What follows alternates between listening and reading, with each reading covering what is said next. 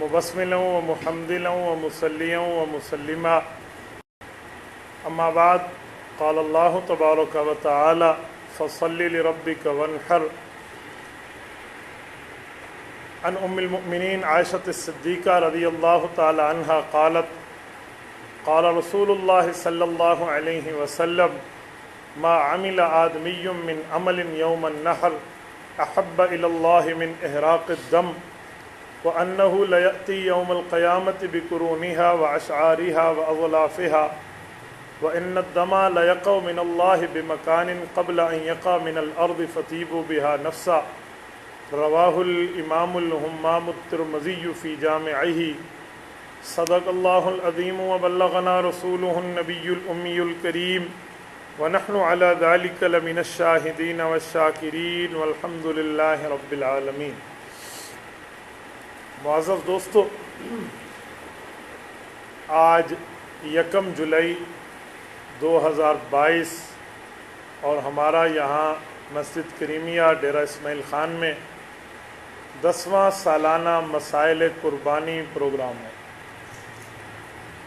میرے دوستو، قربانی تو سنت ابراہیمی کہا جاتا ہے۔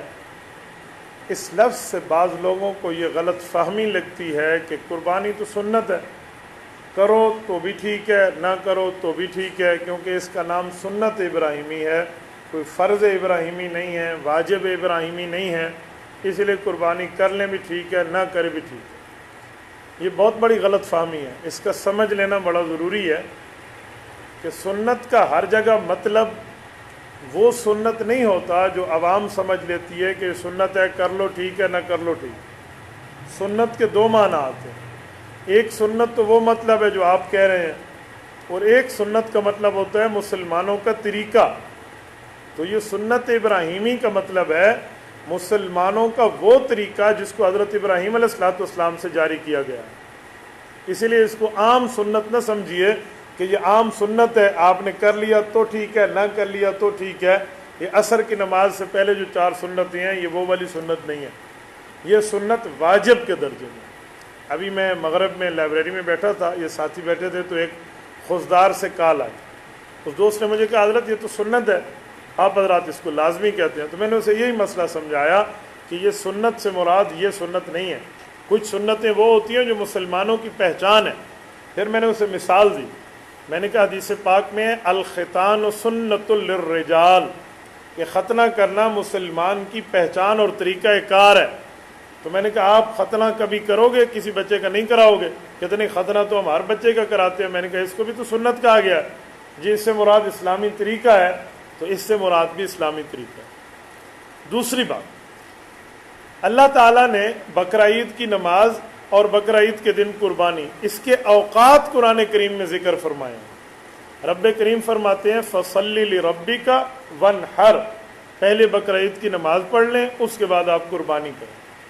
یہ فَصَلِّ لِرَبِّكَ سے صلاۃ عید الاضحیٰ مراد ہے، اور وَانْحَرْ سے مراد قربانی ہے۔ اچھا، قربانی میں یہ بات ذہن میں رکھیں کہ قربانی ہمارے اوپر واجب ہے اگر ہم صاحب نصاب ہیں۔ میں آگے چل کے نصاب کی بات کرتا ہوں کہ کتنی حیثیت پر قربانی آتی ہے۔ چلو میں بنیادی طور پہ عرض کرتا چلوں، صاحب نصاب ہونے کا مطلب یہ ہے جس آدمی کے پاس ضرورت سے ہٹ کے، ضرورت کا معنی موبائل، ضرورت کا معنی گاڑی، ضرورت کا معنی موٹر سائیکل، ضرورت کا معنی پہننے کے کپڑے، ضرورت کا معنی رہائش کا گھر، اس سے ہٹ کے کسی بندے کے پاس 80,000 روپے کی ملکیت موجود ہے، اس پر قربانی آ گئی۔ آپ کہیں گے 80,000 کا لفظ کہاں سے لیا؟ 80,000 52.5 تولے چاندی کی قیمت بنتی ہے، اور حضور علیہ السلام کے دور میں جس کے پاس 200 درہم ہوتے تو قربانی آ جاتی۔ 200 درہم چاندی والوں کی تول کریں تو 52.5 تولہ بنتی ہے، اور 52.5 تولہ کی قیمت 80,000 روپے کے سم تھنگ ہے، لہذا اس پر قربانی آ جائے گی۔ اچھا، جب صاحب نصاب پر قربانی کرنا لازمی اور ضروری ہے تو اب اس کا طریقہ کار اور اس کے دلائل فضائل کیا ہے؟ قرآن کریم کی ایک آیت تو میں آپ کی خدمت میں پڑھ چکا ہوں، اس سے تھوڑا ہم آگے چلیں، احادیث نبویہ دیکھیں تو حدیث پاک میں بھی قربانی کے بارے میں رسالت امام علیہ السلام کے فرامین ملتے ہیں۔ بلکہ جس آدمی کو حیثیت ہے کہ وہ قربانی کر رہے اور وہ نہیں کرتا، اس کے بارے میں بھی حضور پاک علیہ السلام کی حدیث ملتی ہے۔ حضرت ابو ہریرہ فرماتے ہیں، حضرت جابر فرماتے ہیں، دونوں صحابہ کی روایت ہے کہ من کان لہ ساعۃ فلم یضحی فلا یقربن مصلانا، کہ جس آدمی کو رب نے یہ وسعت دی ہے کہ وہ قربانی کرے اور وہ نہیں کرتا تو یہ پھر ہماری عیدگاہ کس منہ سے آئے گا؟ لفظی ترجمہ ہے وہ پھر ہماری عیدگاہ کے قریب نہ آئے۔ اس کا یہ مطلب نہیں کہ اس کی عید کی نماز ہوتی نہیں ہے، مطلب یہ ہے کہ شرم دلائی جا رہی ہے کہ کس منہ سے پھر قربانی بھی نہیں کرتے اور عید نماز پڑھنے آ جاتے ہو۔ اس کی مثال ایسی ہے جیسے ایک آدمی روزہ بھی نہ رکھے اور دن کو کھاتا رہے، شام کو افطاری کے وقت پہلے دسترخوان پہ آ بیٹھے، ایڈا کافر تو میں ہی نہ ہوں، افطاری تو چلو میں کرے سا، سارے اسے کہیں گے بھائی تیری کون سی افطاری ہے؟ تو بھائی جس پر قربانی واجب ہے اور وہ قربانی نہیں کرتا تو اس کی کون سی بقرہ عید ہے؟ اس حدیث پاک میں یہ سمجھایا جا رہا ہے۔ اس کا یہ مطلب نہیں ہے کہ بقرہ عید کی نماز بھی چھوڑ دی جائے۔ اچھا، حدیث پاک کے مطابق رسول اللہ صلی اللہ علیہ وسلم نے قربانی 10 سال کی ہے۔ آپ کے ذہن میں سوال اٹھے گا عمر تو رسول اللہ کی 63 سال ہے، 10 سال کیوں کی ہے باقی 53 سال؟ بھائی قربانی کا حکم آیا بھی آخری 10 سالوں میں تھا، اس لیے آپ علیہ السلام نے 10 سال قربانی کی ہے۔ رسالت مآب علیہ الصلوۃ والسلام کے آخری زندگی، دنیاوی زندگی کے 10 سال تھے جب یہ قربانی کا حکم آیا، حضور علیہ السلام فرماتے رہے ہر سال۔ اب سوال اٹھتا ہے حضور علیہ السلام پہ قربانی واجب تھی تب کی یا قربانی واجب نہیں تھی؟ آپ علیہ السلام پہ قربانی واجب نہیں تھی۔ 200 درہم رسول اللہ کے گھر میں کبھی جمع نہیں ہوئے کہ آپ علیہ الصلوۃ والسلام ایام قربانی میں اور 200 درہم موجود ہوں، یا 20 دینار جو 7.5 تولہ سونا بنتے ہو موجود ہو، جی نہیں۔ آپ علیہ الصلوۃ والسلام نے جو قربانی کی ہے پھر بھی اللہ رب العزت کی طرف سے بکرا ذبح کیا، حالانکہ قربانی آپ علیہ الصلوۃ والسلام پر مسئلے کے مطابق واجب نہیں بنتی تھی، لیکن حضور اکرم صلی اللہ علیہ وسلم نے قربانی کی، اور پھر ایک بکرا بھی نہیں، 2 بکرے، ایک بکرا اپنی طرف سے اور ایک بکرا امت کے ان غرباء کی طرف سے جو قربانی نہیں کر سکتے۔ اور اس طریقے کو حضرت علی المرتضیٰ رضی اللہ تعالیٰ نے اپنایا۔ جامع ترمذی جلد 2 ابواب الاضاحی میں موجود ہے، حضرت علی المرتضیٰ بھی 2 بکرے ذبح فرماتے، ایک اپنی طرف سے اور ایک رسول اللہ صلی اللہ علیہ وسلم کی طرف سے۔ اب یہ طریقہ مسلمانوں میں رائج ہے، اب مسلمان اپنی طرف سے بھی کرتے ہیں، رسالت مآب علیہ السلام کی طرف سے بھی کرتے ہیں، تو یہ حدیث پاک کے مطابق 2 چیزیں۔ تیسری اور بنیادی چیز قربانی پر ثواب۔ حدیث پاک میں قربانی پر کئی ثواب ہیں، مثلا مصنف عبد الرزاق کتاب الضحایا میں حضرت ام المؤمنین عائشہ رضی اللہ عنہ کی روایت ہے، حضور پاک علیہ السلام نے فرمایا ضحوا وطیبوا بها انفسکم، لوگوں قربانی کرو تو اپنے دل کی خوشی سے کرو۔ اب طیب کس خوشی کو کہتے ہیں؟ طیب اس خوشی کو کہتے ہیں جو شادی کے وقت بندے کو حاصل ہوتی ہے، ورنہ خوشی تو عربی میں فرحت بھی ہے، مسرت بھی ہے، بشارت بھی ہے، اس کو بھی خوشی کہتے ہیں، لیکن طیب کا لفظ اللہ نے نکاح کے موقع پہ استعمال فرمایا، فَانْكِحُوا مَا طَابَ لَكُم مِّنَ النِّسَاءِ، یہ ہے دل کی خوشی، تو فرمایا ضحوا وطیبوا بها انفسکم، تمہارے دل میں ایسی خوشی ہونی چاہیے جیسے شادی کے وقت ہوتی ہے، تو اس خوشی کے ساتھ قربانی کرو۔ ہائے لیلا گدام تے کٹھا گیا، اس طرح کے دل نہیں ہونے چاہیے، اچھی سی بندے کی ذہنیت ٹھیک ہونی چاہیے۔ اچھا، جب قربانی ہو جائے تو ضحوا وطیبوا بها انفسکم، اگلا جملہ، اب جب مسلمان قربانی کے جانور کو ذبح کرنے کے لیے قبلہ رخ لٹا دیتا ہے تو اس وقت رب کریم ایک اعلان فرماتے ہیں۔ حضرت اماں جان کی اس روایت کا اگلا حصہ، فَإِنَّهُ لَيْسَ مِن مُسْلِمٍ يُوَجِّهُ ضَحِيَّتُهُ إِلَى الْقِبْلَةِ إِلَّا كَانَ دَمُهَا وَفَرْسُهَا فَرَسُهَا وَصُوفُهَا حَسَنَاتٍ مُحْضَرَاتٍ فِي مِيزَانِ يَوْمِ الْقِيَامَةِ، کہ جب مسلمان نے قبلہ رخ لٹا دیا تو رب کریم اعلان کرتے ہیں فرشتوں اس کی نیکی لکھ لو۔ کیا کیا؟ 3 نیکیوں کے بارے میں بات فرمائی۔ نمبر 1، جو اس کا خون جتنا بہے گا اس کی خون کے بدلے میں اس کی نیکی لکھ لو۔ نمبر 2، اس کا جو بول براز، جو اس کا پیشاب پخانہ آج تک اس کے کھلانے پلانے میں استعمال ہوا اور وہ کھلانے پلانے کے بعد وہ فضلہ ضائع ہوتا رہا، اس سب کے بقدر وزن کی نیکی لکھ لو۔ نمبر 3، اس کے اون کی بقدر، جتنی اس کی کھال بال ہیں اس کے برابر آپ نیکیاں لکھ لیں۔ تو آپ بتائیں کتنا فائدہ ہے اس میں؟ 2-3 فائدے۔ نمبر 1، آپ نے جو کھلایا پلایا تو وہ ضائع نہیں ہوا، وہ بھی آپ کی نیکی میں گیا۔ اس نے جو بول براز کیا ہے اس کی صفائی میں جو آپ نے اپنے آپ کو لگایا ہے یہ بھی آپ کا غلط نہیں گیا، یہ بھی نیکی میں گیا۔ اور جو اس کی اون ہے، کھال ہے، بال ہے، جس کو آپ کھاتے بھی نہیں ہیں، کون کھاتے ہیں اون، کھال، بال، کون کھاتا ہے ناخن، اس کے اوپر بھی ثواب ہے۔ ایک حدیث پاک اور ہے، اس سے ایک اعتراض کا جواب ملتا ہے۔ آج کل لوگ اعتراض کرتے ہیں کہ جی قربانی کرنا ضروری تھوڑی ہے، گوشت تو ہم ویسے ہی کھاتے ہیں، لہٰذا اس دن کسی غریب کو یہ پیسے اکٹھے کر کے دے دو، اس کی بچی بیاہی جائے گی، اس کا جہیز ہو جائے گا، کسی غریب کی مدد ہو جائے گی۔ یاد رکھیں یہ لبرل ذہن کے اعتراضات ہیں، اسلامی ذہن کا سوال نہیں ہے، اسلامی ذہن یہ نہیں ہے۔ کیوں؟ اسلام مانتا ہے کہ قربانی مستقل عبادت ہے، اس دن دوسری عبادت اس کی متبادل نہیں بن سکتی۔ جیسے کوئی کہے نماز نہیں پڑھتا، اس کی جگہ ایک بوری صدقہ کر دیتا ہوں، تو ایک بوری صدقہ کرنے سے نماز معاف ہو جائے گی؟ اسے تو نماز پڑھنی پڑے گی۔ اسی لیے کیوں کہ قربانی مستقل عبادت ہے، ایسے نماز مستقل عبادت ہے، دوسری عبادت اس کا فدیہ نہیں بن سکتی۔ ایک بات میں یہاں جملہ سمجھانے کے لیے کہتا ہوں کہ یہ جو بات ہمیں لوگ بتاتے ہیں کہ آپ کسی غریب کی مدد کر لو، میرا ایک سوال ہے۔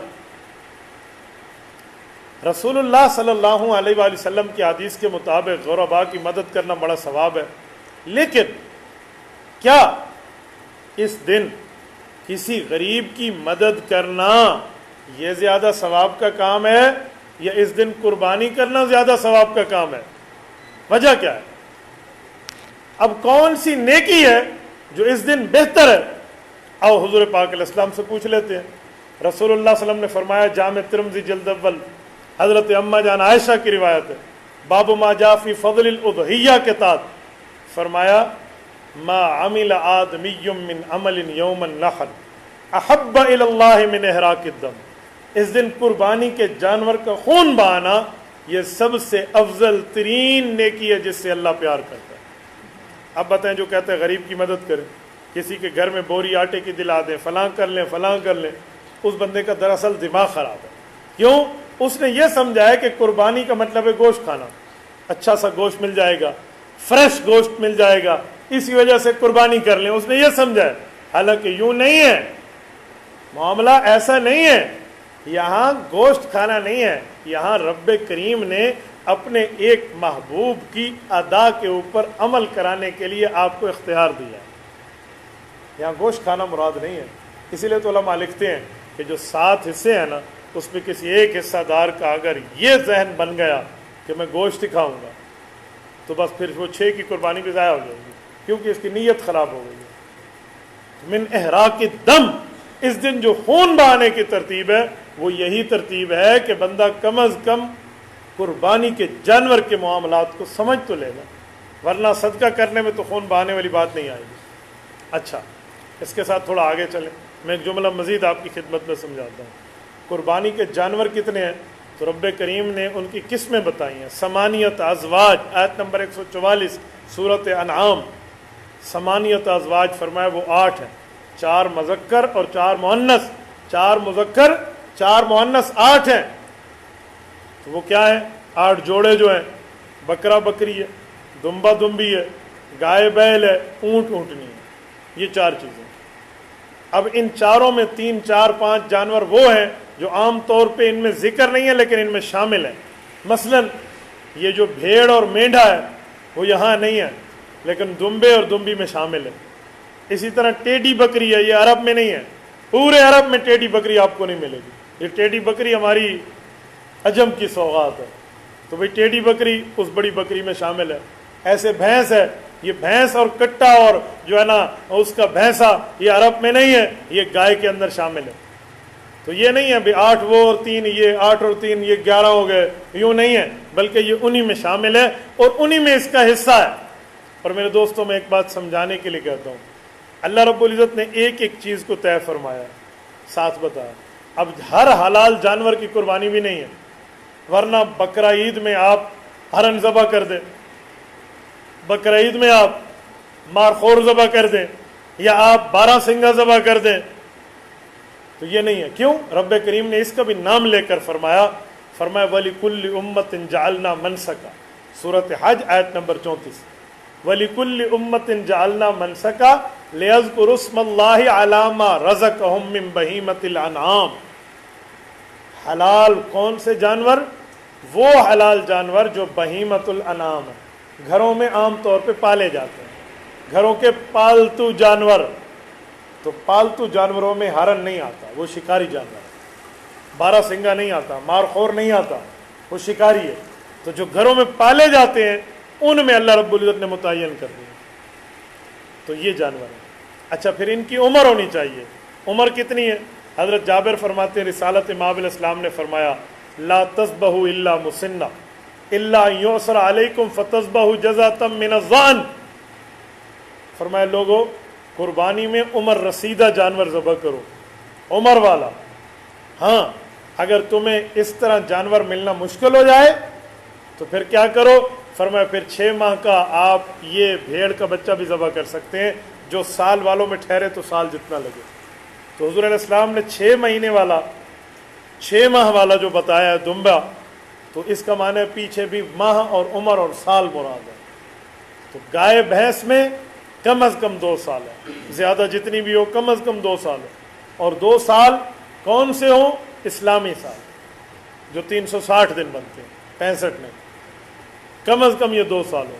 بکری میں 1 ہو، 1 سال دوسرے سال میں ذبح کر لیں. اور اونٹ میں 5 ہو، 5 سے کم میں اونٹ ذبح نہیں ہوتا. اچھا یہ جو بکری ہے یہ فلاں، لیکن دمبا اور جو بھیڑ ہے یہ بھی 1 سال شرط ہے. ہاں ان میں ایک گنجائش ہے کہ سال والا نہ ملے تو 6 ماہ والے کو بھی آپ ذبح کر سکتے ہیں، جو دکھنے میں اتنی اس کی ہاڈی باڈی ہو، کوئی موٹا تگڑا ہو، تاکہ بندہ اس سے سمجھ سکے کہ اس میں اتنی حیثیت ہے کہ یہ جانور جو ہے نا سال والے کے ساتھ ٹھہرے تو سال جتنا لگے گا، اس میں اتنی چیز ہے. اگر بندہ یوں سمجھ سکے تو وہ یہ رکھ لے. اچھا، اس جانور کی عمر کے ساتھ میں ایک بات مزید آپ کی خدمت میں عرض کرتا ہوں. میرے دوستو اب توجہ رکھنا، جانوروں کے معاملات میں اچھے سے اچھا جانور آپ دیکھ کر خریدا کریں، اچھے سے اچھا، خوبصورت سے خوبصورت، پیارے سے پیارا جانور خریدیں. ایسا نہ ہو مریل قسم کا ہو، عید دی پہلی ریوار چھر رہے تک بچ ونجے اندر بعد بھاویں دوجی تیجی ریوار بچے نہ بچے. یوں نہ ہو، خوبصورت ہو، اچھا سا ہو، پیارا ہو، اس طرح کے جانور ہو. اچھا، میں یہاں ایک جملہ مزید بھی آپ کے سمجھانے کے لیے عرض کیا دیتا ہوں. قربانی کے جانور کے ساتھ آپ ایک بات کا یہ خیال رکھیں کہ قربانی کے یہی جانور ہیں جو میں نے سمجھا دیا، ورنہ کچھ لوگ دین کے معاملے کو بھی مذاق بنائے بیٹھے ہیں. میں فیصل آباد میں ایک چوک سے گزر رہا تھا، وہاں اشتہار لگا ہوا تھا آؤ مٹی ہوئی سنت پر عمل کریں. تو میں نے اس اشتہار کو پڑھا، وہاں لکھا تھا مٹی ہوئی سنت یہ ہے کہ ہم گھوڑے کی قربانی میں 7 حصہ دار شامل ہو رہے ہیں، جس نے شامل ہونا ہے وہ اس نمبر پہ رابطہ کر کے اتنا اپنا حصہ پہنچا دے. گھوڑے کی قربانی کیا ہے؟ یہ اللہ کے رسول صلی اللہ علیہ وسلم کی مٹی ہوئی سنت ہے. حالانکہ حدیث پاک میں ہے، سنن نبی داؤد میں روایت موجود ہے، حضرت خالد بن ولید رضی اللہ عنہ نہا رسول اللہ صلی اللہ علیہ وسلم عن اکل لحوم الخیل. آپ علیہ السلام نے تو گھوڑے کے گوشت کھانے سے منع فرمایا. تو گھوڑے کا گوشت کھانا منع تھا، انہوں نے گھوڑے کی گوشت کی قربانی کو مٹی ہوئی قربانی کہہ دیا اور مٹی ہوئی سنت کہہ دی. یہ بات دین کے ساتھ مذاق ہے، اس کا اسلامی معاملات سے کسی قسم کا کوئی تعلق نہیں ہے. اچھا، میں ایک بات مزید سمجھانے کے لیے آپ کی خدمت میں عرض کروں. قربانی کے دن کتنے ہیں؟ تو یاد رکھیں قربانی کے جو دن ہیں، بلکہ اس سے پہلے میں قربانی کے شرکاء کی بات کر لوں. قربانی میں کتنے شریک ہو سکتے ہیں؟ چھوٹا جانور ہو، بکرا ہے، بکری ہے، بھیڑ ہے، دمبا ہے، مینڈا ہے، دمبی ہے، یہ جو ہے ان میں ایک کا ایک جانور میں ایک.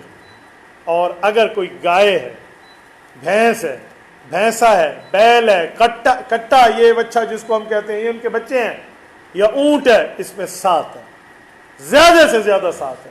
کم از کم 2 بھی ہو جائیں، 1 بھی ہو جائے، 5 بھی ہو جائے، 6 بھی ہو جائیں، قربانی ہو جائے گی. زیادہ سے زیادہ 7 ہے، یعنی 7 سے زائد نہیں ہونی چاہیے.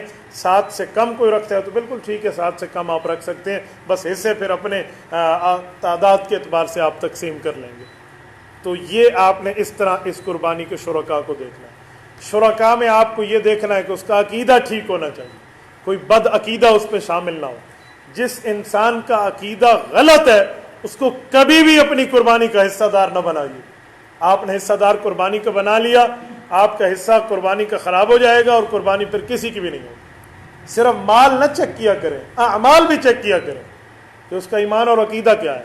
مثال ہے وہ اللہ تعالیٰ کی صفات میں غیر اللہ کو شریک کرتا ہو، نبوت کی صفات کا قائل نہ ہو، صحابہ اور اہل بیت کی صفات کا دشمن ہو، یا اس کے کوئی نظریات اور ہوں، اور میں اسے قربانی میں حصہ دار بنا بیٹھوں، سب کی قربانی ضائع۔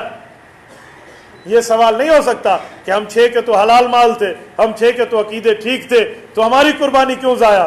بھائی 4 رکعت نماز پڑھیں، چوتھی رکعت آخری رکعت میں وضو ٹوٹ جائے تو آپ ایک ہی رکعت لوٹائیں گے یا چاروں؟ کیوں؟ ایک ہی لوٹاؤ، 3 میں تو وضو تھا، چوتھی میں ٹوٹی، آپ کہیں گے نہیں بھائی نیت ایک تھی، 4 رکعتیں ٹوٹ گئی، تو بھائی جانور کی گردن بھی ایک تھی، وہ ذبح ہو گئی، ایک کے غلط ہونے کی وجہ سے سب کی قربانی گئی۔ اس لیے عقیدے کے معاملات میں واضح طور پر دیکھ لیا کریں۔ میں کم از کم اپنی گردن میں یہ بوجھ نہیں ڈالتا کہ نہیں آپ کر لیں اللہ خیر کرے سی، یہ بوجھ الحمدللہ میری گردن پہ نہیں ہے۔ میں کھلا کھلا بتاتا ہوں کہ اپنے معاملات کو صحیح رکھ لیں۔ اچھا، قربانی کے جانور میں، شرکاء میں اس طرح کے معاملات، اور مال بھی حلال ہونا چاہیے۔ میں سمجھانے کے لیے ایک بات کرتا ہوں، اگر کسی کی حرام آمدن ہے یا وہ کسی ایسی جگہ میں ہے جہاں پر حرام کاروبار ہے، یا اس کے کاروبار میں کوئی چیز ایسی ہے جس سے اس کی آمدن حلال حرام مشترک ہو جاتی ہے۔ اب میں ایک جملہ کہتا ہوں، یہ جو ہمارے ہیئر ڈریسر بھائی ہیں، نائی جو کٹنگ کرتے ہیں، زلف تراش، میں ان کو کہتا ہوں آپ کے زلف تراشنے پر، لوگوں کے بال کاٹنے کی آمدن حرام نہیں ہے، لیکن جو آپ داڑیاں کاٹتے ہیں اور شیو بناتے ہیں لوگوں کی، سنت کا جنازہ نکال کے لوگوں سے رزق لیتے ہیں، یہ رزق آپ کا حلال ہے؟ کوئی حلال ولال نہیں۔ میں تو ایسی جگہ میں یقین مانے ان کے گھر کھانا کھانے کا بھی قائل نہیں ہوں جس کا صرف حرام کاروبار ہے۔ آپ کھانا کھانے پھنس جائیں تو جیب سے اس کے بچے کو 2000 روپے ہدیہ دے کر آئیں تاکہ وہ کنورٹ ہو جائے اس میں۔ یہ نہ ہو کل قیامت میں اس کا حرام کھانا میرے گلے فٹ ہو جائے، اس حد تک احتیاط ہے۔ یا کوئی بینک میں ہے، اس کی حلال حرام آمدن مشترک ہے، اس کو آپ نے اپنی کاروبار قربانی میں شامل کر لیا، سب کی قربانی گئی۔ اسی لیے ان معاملات میں پوچھا کریں، دیکھا کریں بھائی آپ کی آمدن کیا ہے۔ سودی معاملات میں رسالت مآب علیہ الصلوۃ والسلام کا فرمان آپ کو پڑھ کے دے دیتا ہوں۔ صحیح مسلم میں حضرت جابر رضی اللہ عنہ کی روایت ہے، لعن رسول اللہ صلی اللہ علیہ وسلم آکل الربا وموکلہ وکاتبہ وشاہدی وقال ہم سوا۔ کیا ترجمہ ہے؟ توجہ رکھنا۔ حضرت جابر فرماتے ہیں اللہ کے رسول نے فرمایا، سود کھانے والا، گنتے جائیں، کھلانے والا، سود کی دستاویز لکھنے والا اور اس پر گواہ ہونے والا، یہ چاروں پر میں محمد الرسول اللہ لعنت کر رہا ہوں۔ یہ حدیث پاک ہے، صحیح مسلم کی ہے، لعن رسول اللہ۔ اس سے کچھ اور بچا؟ اب سوال اٹھتا ہے یا رسول اللہ کھایا تو ایک نے ہے، جو کھلانے والا ہے وہ کھلا تو رہا ہے، خود تو نہیں کھا رہا، جو گواہ ہے وہ گواہ ہے، کھا تو نہیں رہا۔ اچھا، جو لکھنے والا، جو انٹری ڈال رہا ہے بینک میں بیٹھ کے یا رجسٹر لکھ رہا ہے، وہ کھا تو نہیں رہا، وہ تو لکھ رہا ہے۔ حضور نے فرمایا ہم سوا، یہ سب کے سب لعنت میں برابر ہیں۔ یہ نہیں کہہ سکتے کھانے والا ہے یہ کھلانے والا ہے، برابر ہیں۔ اسی لیے ایسے بندے کو آپ اپنی قربانی میں شریک نہ کریں۔ میں سنایا کرتا ہوں خانقاہ سراجیہ کا واقعہ۔ حضرت خواجہ عزیز احمد صاحب دامت برکاتہم العالیہ فرمانے لگے کہ ہمارے ہاں اجتماعی قربانی تھی۔ حضرت خواجہ خان محمد رحمہ اللہ کا ایک نامی گرامی نام ہے پوری دنیا میں، تو کہا ہمارے ہاں قربانی کے اجتماعی معاملے تھے۔ ہم نے پھر لوگوں کے نام بھی لکھے، ان کی ذرائع آمدن بھی لکھی کہ کون سے ذریعے سے، اس کی سورس آف انکم کیا ہے، یہ بھی لکھے۔ کہتے ہیں اس میں جب ہم آخری دن میں حساب کرنے لگے تو 6 آدمی بینک کے ملازم نکلے جن کے مال پہ ہمیں اعتبار نہیں تھا کہ ان کو کس حصے میں ڈالیں۔ تو کہتے ہیں ہم سب پریشان ہو گئے، جس گائے میں اس 6 کو ڈال دیا 7واں تو گیا نا۔ تو کہتے ہیں پھر ہم نے 2 دعائیں کی کہ یا اللہ یا تو ان 6 کو ہم واپس کر دیں، یا اللہ تو کرم کر ایک اور 7واں بھی ہمیں ڈھونڈ کے دے دے جو اسی طرح کے ان کے پیسوں والا بھائی ہو۔ تو کہتے ہیں 7واں بھی ایک بینک والا آ گیا، ہم نے اللہ کا شکر پڑھا، 7 کو ایک گائے لے کر دے دی کہ بھائی تمہارا معاملہ پیسوں کا ایک جیسا ہے، ہو گئی تو سب کی ہو گئی، نہ ہوئی تو سب کی نہ ہوئی، لیکن تم ایک جانور میں رہو، دوسرے کے معاملات کے پیسے اور دوسری کی قربانی تم سے الگ رہے گی۔ تو اس لیے میرے دوستو، مال کو بھی دیکھا کرو وہ مال کون سا ہے۔ حرام مال کا ایک لقمہ بندے کے گلے کے نیچے اتر گیا. 40 دن حضرت ابوبکر صدیق رضی اللہ عنہ فرماتے ہیں دعا کی قبولیت آپ نہیں سوچ پائیں گے کہ دعا قبول ہو گئی ہے. ٹھیک ہے, حرام مال کا اتنا معاملہ ہے اس حد تک. یار حرام چھوڑو, جو صدقہ ہے صدقہ یہ حلال ہوتا ہے صدقہ, لیکن اہل بیت پہ صدقہ منع ہے. حضرت حسین رضی اللہ عنہ نے صدقے کی کھجور ایسے کھا لی. حلال مال ہے صدقہ, کوئی حرام نہیں ہے. حضور اقدس صلی اللہ علیہ وسلم نے دیکھا, کخ عربی میں کہتے ہیں باہر نکالو, یوں 3 دفعہ منہ میں انگلی ڈال کے ان کی اس چیز کو باہر نکالو. اندازہ لگائیں. تو ہم حرام مال کے معاملات میں آگے بیٹھے. تو اس لیے قربانی کے اندر میں آپ حضرات سے بڑی دردمندانہ اپیل کروں گا کہ مال کو دیکھا کریں کس ذریعے سے آ رہا ہے اور کس ترتیب پر آ رہا ہے, تاکہ آپ کے مال کے معاملات درست رہیں اور دوسرے کی قربانی بھی بالکل صاف اور ستھری رہے. میں یہ ایک جملہ سمجھانے کے لیے حلال مال پر ایک بات کرتا ہوں, توجہ رکھنا. یہ جو حرام مال ہے اور جو حلال مال ہے اس کا ایک فرق ہے. یہ جو زکوٰۃ آتی ہے وہ حلال مال پہ ہے, حرام مال پہ نہیں ہے. حلال مال کا 2.5%, 40واں حصہ یہ زکوٰۃ, یعنی 100 روپے پہ 2.5 روپے, 1000 روپے پہ 25 روپے. تو اس ترتیب پہ آپ چلیں گے. حضرت مولانا مفتی محمود رحمۃ اللہ علیہ, ان کا ریڈیو پر انٹرویو ہو رہا تھا. اینکر نے پوچھا حضرت زکوٰۃ کے بارے میں شریعت کیا کہتی ہے؟ تو حضرت نے جب یہ جملہ فرمایا نا کہ حلال مال کا 40واں حصہ, تو اس نے کہا کیوں حضرت حرام مال کی زکوٰۃ کا نصاب اور ہے؟ یہ اس کا سوال ہوا. حضرت مفتی محمود رحمۃ اللہ علیہ حکیم تھے, حکمت جانتے تھے. حکیم سے مراد پوڑیاں مدھڑ والا حکیم نہیں, حکیم سے مراد پر حکمت گفتگو کرنے والا, پر مغز بات فرماتے تھے. تو انہیں فرمایا جی ہاں حرام مال کی بھی زکوٰۃ ہے. وہ بڑا حیران ہوا اور بڑی توجہ سے پوچھا کہ حضرت حرام مال کی زکوٰۃ کیا ہے؟ فرمایا حلال مال میں تو 2.5% ہے نا, 40% ہے, 40واں حصہ. حرام مال سارے کا سارا دیا جاتا ہے لیکن ثواب کی نیت نہیں کی جاتی. تو اسی لیے سودی معاملات والے جو ہیں ان کو کبھی بھی آپ قربانی میں شریک نہ کریں, بلکہ ان دوستوں کو چاہیے کہ یا تو آپ یہ کاروبار چھوڑ دیں, اور اگر آپ نے یہی کرنا ہے تو پھر دوسری قربانی کو خراب نہ کریں. مجھے یاد آتا ہے ہمارے والد محترم کی قبر پہ اللہ کروڑوں اربوں رحمت نازل فرمائے, میرے بالکل بچپنے کی بات ہے, کسی حساب سے ان کے پاس کوئی 3 لاکھ روپے سود کا کہیں سے آ گیا. حضرت مولانا علاؤ الدین نور اللہ عمر قدر اور میرے والد سے میں نے کئی بار ان کو مشورے میں بعض اوقات ان کی آنکھوں میں آنسو دیکھے کہ ہم اس مال کو کیا کریں, کس کو دیں. ان 2 بزرگوں نے جو فیصلہ کیا نا وہ میں آپ کو سناتا ہوں. بھئی کسی غریب کو جا کے دے دیں گے 2-4 غربا میں, یہ 1994 کی بات کر رہا ہوں جب 3 لاکھ آج کا 3 کروڑ شمار ہوتا تھا. تو کہا کسی غریب کو جا کے دے دیں گے لیکن ثواب کی نیت نہیں کریں گے, کیونکہ حرام مال پہ ثواب کی نیت کرنے سے بندہ ایمان سے فارغ ہو جاتا ہے. ٹھیک ہے, تو اسی لیے قربانی کے معاملات میں یہ دیکھیں. 6ٹھی چیز, قربانی کا وقت کیا ہے, قربانی کے اوقات کیا ہیں. آؤ قربانی کا وقت, ایک تو میں آیت پڑھ چکا ہوں فصلی لربک وانحر, بقرہ عید پہلے اور قربانی بعد میں, یہ آیت ہے. اب حدیث سنیں قربانی کے وقت کے لیے. 6ٹھا پوائنٹ ہے صحیح بخاری کتاب الاضاحی, حضرت ابو ہریرہ اور حضرت برا بن عازب رضی اللہ عنہ کی صحیح حدیث ہے. حضرت امام بخاری فرماتے ہیں, یہ صحابی نے فرمایا سمعت النبی صلی اللہ علیہ وسلم یخطب, اللہ کے رسول صلی اللہ علیہ وسلم بقرہ عید کا خطبہ ارشاد فرما رہے تھے. فقال ان اول ما نبدأ به من یومنا هذا, فرمایا لوگوں بقرہ عید کی ابتدا ہم یوں کریں گے, ان نصلیہ, پہلے بقرہ عید کی نماز پڑھیں گے, ثم نرجع, پھر اپنے گھر باہر میں لوٹ کر آئیں گے, وننحر, پھر ہم قربانی کریں گے. فمن فعل فقد اصاب سنتنا, جس بندے نے اس طرح کیا جیسے میں بیان کر رہا ہوں, حضور پاک نے فرمایا وہ ہماری سنت یعنی ہمارے طریقے کو پہنچ گیا.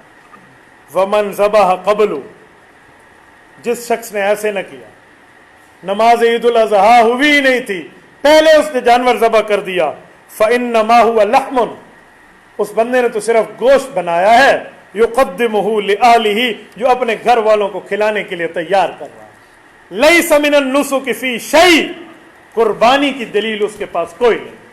تو اس لیے قربانی کا وقت ہے, پہلے جہاں آپ نے عید پڑھنی ہے اس کے بعد قربانی. ساتھ یہاں ایک مسئلہ سمجھا دوں, شہر میں کسی جگہ پہلے عید پڑھ لی گئی ہے, جن لوگوں نے ابھی نہیں پڑھی وہ بعد میں پڑھیں گے, تھوڑا لیٹ ٹائم ہے. اس دوران کوئی اپنے جانور ذبح کرنا چاہے تو کر سکتا ہے. کیوں؟ جو پہلا وقت میں بقرہ عید کی نماز ادا ہو گئی, اس سے قربانی شہر میں حلال ہو گئی, اب کوئی بھی قربانی کر سکتا ہے. اچھا, اب 7واں پوائنٹ, قربانی کے دن, قربانی کے ایام کیا ہے؟ آپ کہیں گے یہ بھی کوئی بتانے کی بات ہے. جی ہاں, اس پر بھی ایک لوگ کنفیوژن پیدا کرتے ہیں. قربانی کے دن 3 ہیں بابا, 4 نہیں ہیں. کنفیوژن کیا ہے؟ کہا جاتا ہے کہ جو تکبیرات تشریق ہم پڑھتے ہیں نا, اللہ اکبر لا الہ الا اللہ واللہ اکبر وللہ الحمد, یہ تو چوتھی بقرہ عید کی اثر تک جاتا ہے نا, چوتھے دن تک. تو کہتے ہیں جب تک تکبیرات تشریق چلتی رہتے ہیں قربانی بندہ کر سکتے ہیں. ایسا نہیں ہے. اگر ایسا ہے تو پھر تکبیرات تشریق ہم شروع بقرہ عید سے 1 دن پہلے کرتے ہیں, تو پھر 1 دن پہلے ذبح بھی کر لیں. تو لہٰذا یوں نہیں ہے. ٹھیک ہو گیا؟ قربانی کے دن 3 ہیں.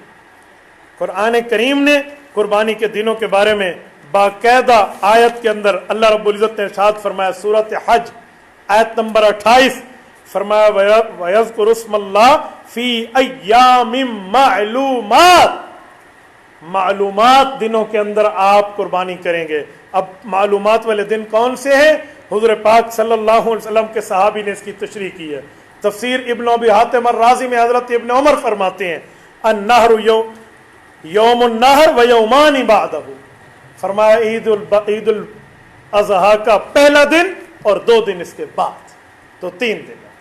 یہاں پر ایک مسئلہ ضروری سمجھیں, دن اور رات دونوں میں قربانی جائز ہے یا صرف دن میں جائز ہے؟ یاد رکھیں, ہمارے پرانے بزرگوں نے جو رات کو قربانی منع لکھی ہے اس زمانے کے حساب سے ٹھیک ہے. کیوں؟ اس زمانے میں لائٹنگ کا انتظام نہیں ہوتا تھا, تو پھر رات کو قربانی منع تھی کہ کوئی نہیں پتہ بکرا کیسے کٹ رہا ہے. اب لائٹنگ کا انتظام آ گیا ہے, آج کا دور وہ نہیں ہے. اب تو LED لائٹس ہیں, آپ اس میں بال بھی گن سکتے ہیں, رگ تو دور رہی. اگر اس طرح لائٹ کا فلی انتظام ہے تو آپ دن میں بھی ذبح کر سکتے ہیں, رات کو بھی کر سکتے ہیں, کوئی منع نہیں. لیکن جو منع تھی وہ اسی لیے تھی کہ رات کو معاملات صحیح نظر نہیں آ رہے, تو اب دن رات آپ کبھی بھی کر سکتے ہیں. اور یہاں میں ایک جملہ سمجھانے کے لیے کہتا ہوں, تیسری بقرہ عید کے اذان مغرب سے پہلے پہلے, یعنی غروب آفتاب سے پہلے پہلے آپ ذبح کرنا چاہے کر لیں, لیکن ان میں افضل دن پہلا ہے. حدیث پاک کے مطابق وَأَفْضَلُهَا يَوْمُ النَّحْرِ, پہلی بقرہ عید کا دن سب سے زیادہ ثواب کا کام ہے. ہاں کوئی مجبوری ہے, کوئی وجہ ہے, دوسرے دن تیسرے دن بھی آپ کر سکتے ہیں. اور یہاں ایک بات بڑے غور سے سنیے, بڑے دھیان سے سنیے. وہ کیا ہے؟ باہر ممالک کے جو ہمارے بھائی ہیں, اوورسیز پاکستانی کی بات کر رہا ہوں, وہ پاکستان میں ہمیں کہہ دیتے ہیں بھائی ہماری طرف سے آپ قربانی کریں. تو اس کا مسئلہ کیا ہے, کس طرح کریں گے ہم لوگ؟ یاد رکھیں, اس کے لیے شرط ہے, اسلامی شرط یہ ہے کہ قربانی اور صاحب قربانی, یعنی قربانی اور قربانی کرنے والا, جانور اور جانور کا مالک, دونوں بقرہ عید کے دنوں میں ہوں. یہ نہ ہو اس کے ہاں تو عید نہیں ہے, ہمارے ہاں عید کا تیسرا دن چل رہا ہے اور ہم اس کا بکرا کاٹ رہے ہیں. جی نہیں, قربانی نہیں ہوگی. اگر اس نے پاکستان میں بھیجا ہے کہ آپ یہاں بکرا میری طرف سے ذبح کر دیں, ٹھیک ہے بھائی, لیکن اس دن کریں جس دن وہاں بھی عید یہاں بھی. میں مثال دے رہا ہوں, ہمارا پہلا دن ہوگا تو ان کا دوسرا ہوگا نا, تو دونوں جگہ عید ہے, آپ پہلے دن بھی کر لیں. ہمارا دوسرا دن ہوگا تو ان کا تیسرا ہوگا, عصر کی نماز سے پہلے پہلے آپ کر سکتے ہیں دوسرے دن میں ان کا, تیسرے دن میں آپ نہیں کر سکتے کیونکہ دن رات کا فرق آ گیا. تو قربانی اور قربانی والا یہ دونوں عید کے دن میں ہونے چاہیے, تب جا کر آپ کی قربانی کے معاملات ٹھیک ہوں گے. 8ویں نمبر پہ قربانی کی وجوب, قربانی کے واجب ہونا, قربانی کے ضروری ہونے کی شرطیں 4 چیزیں ہیں. نمبر 1, بندہ مسلمان ہو. نمبر 2, آزاد ہو, غلام نہ ہو. نمبر 3, صاحب نصاب ہو, میں نصاب بتاتا ہوں آگے. نمبر 4, وہ مقیم ہو, مسافر نہ ہو. مسافر پر قربانی نہیں آتی, جو حالت سفر میں ہے نا اس پہ قربانی نہیں آتی. اب جو پہلی بات, مسلمان, ظاہری بات ہے مسلمان ہی کرے گا, غیر مسلم کہاں قربانی کرتے ہیں. آزاد کا معنی, یہ جو پرانے زمانے میں کوئی کسی کا غلام ہوتا تھا, غلامی کی زندگی, کیونکہ لأن العبد لا یملک شیئا, غلام کی بھی کوئی مالیت ہوتی ہے, اسی لیے اس پر کوئی تو اصل کیا تھا, وہ آزاد ہو. تیسرے نمبر پہ صاحب نصاب ہو. صاحب نصاب کا کیا معنی؟ حضور پاک علیہ الصلوۃ والسلام کے دور میں توجہ رکھنا, جس کے پاس 200 درہم ہوتے یا 20 دینار ہوتے اس پر قربانی آ جاتی تھی. دینار اس زمانے میں چاندی کے ہوتے تھے, یہ کویتی دینار کاغذ کی طرح نہیں ہوتے تھے. اور درہم یہ دبئی کے کاغذ والے نہیں ہوتے تھے, بلکہ درہم چاندی کے ہوتے تھے, دینار سونے کے ہوتے تھے ساری. تو جس کے پاس 20 دینار ہوتے یا جس کے پاس 200 درہم ہوتے, قربانی آ جاتی. اب ہم نے ان کو تولا ہے, 20 دینار کو تولیں تو 7.5 تولے سونا بنتا ہے, اور 200 درہم کو تولیں تو 52.5 تولا چاندی بنتی ہے. یہ جو لوگ کہتے ہیں نا آپ مولویوں نے 7.5 اور 52.5 تولے کہاں سے لیے ہیں, حدیث میں تو 7.5 52 کا لفظ نہیں ہے. اتنی بات تو ان کی ٹھیک ہے کہ حدیث میں 7.5 تولا اور 52.5 تولا کا لفظ نہیں ہے, لیکن جو حدیث پاک کا لفظ ہے نا وہ وزن میں برابر بنتا ہے, وزن میں برابر ہے. کیا وہ 200 درہم ہوتے تھے, اب 52.5 تولا چاندی اس کے برابر ہے. وہاں 200 دینار ہوتے تھے, 7.5 تولا سونا. کسی کے پاس صرف سونا ہے, کوئی چاندی کوئی مال نہیں ہے, تو جب تک سونا 7.5 تولا نہیں ہوگا قربانی نہیں آئے گی. صرف چاندی ہے, کوئی مال کوئی سونا کوئی اور کچھ نہیں ہے, جب تک 52.5 تولا چاندی نہیں ہوگی قربانی نہیں آئے گی. لیکن تیسری صورت جو ہر گھر میں ہے وہ کیا ہے, سونا اور چاندی ملا کر ہے. تھوڑا سونا ہے تھوڑا چاندی ہے, نہ وہ 7.5 ہے نہ وہ 52.5 ہے. تو جب 2 مل جائیں گے پھر کس کا اعتبار کریں گے؟ پھر ہم جب 2 نصاب مل جائیں گے ہم چاندی کا اعتبار کریں گے.